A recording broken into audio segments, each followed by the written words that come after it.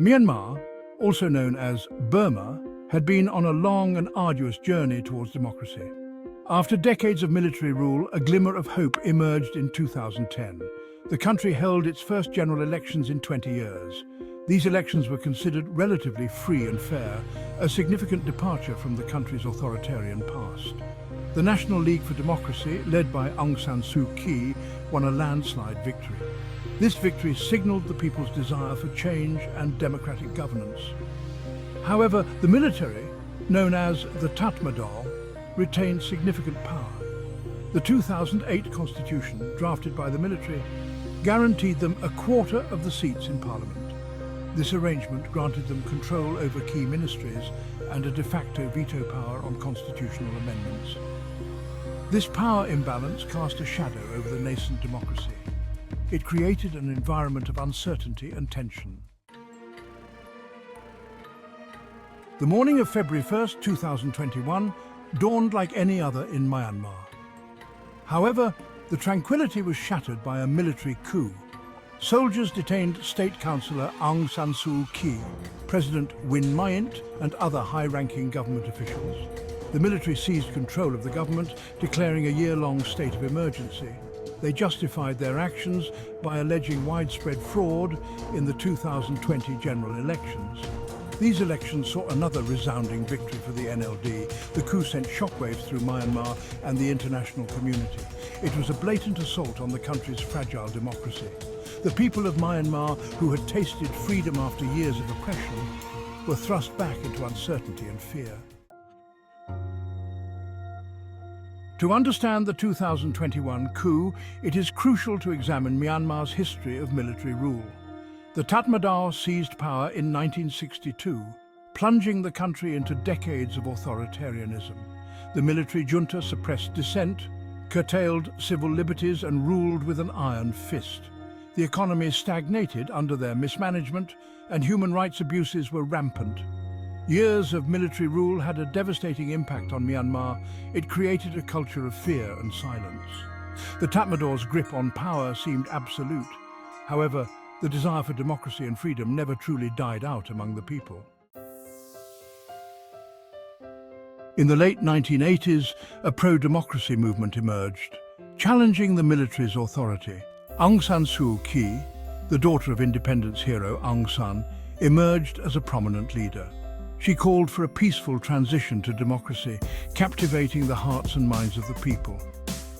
The NLD, formed in 1988, quickly gained immense popularity.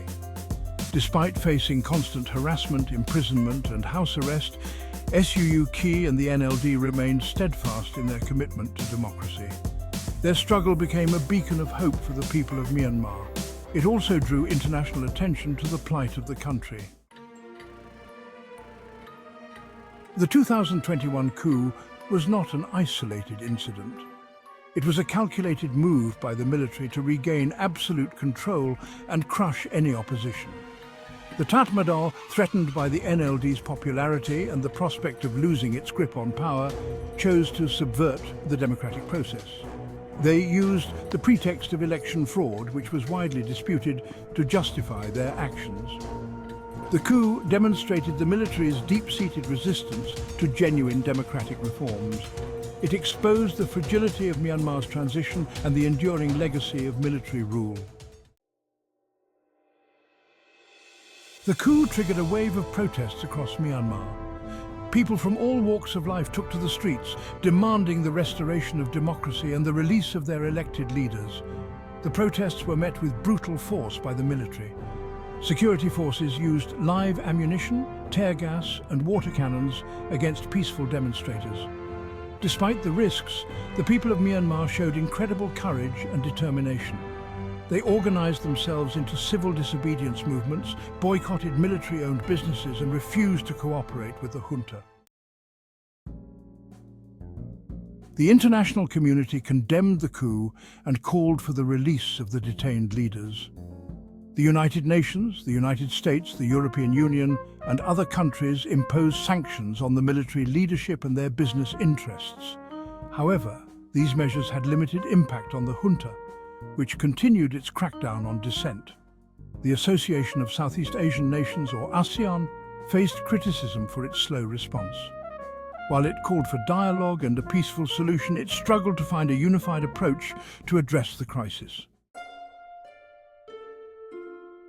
The coup plunged Myanmar into a human rights crisis. The junta's crackdown on dissent has been characterized by widespread and systematic human rights violations. Arbitrary arrests, detentions, torture, and extrajudicial killings have become commonplace. Journalists, activists, and human rights defenders have been targeted, silenced, and disappeared. The military's actions have created a climate of fear and impunity. The people of Myanmar are living in a constant state of terror, their fundamental rights violated with impunity. The international community's response to the coup has been marked by condemnation and sanctions.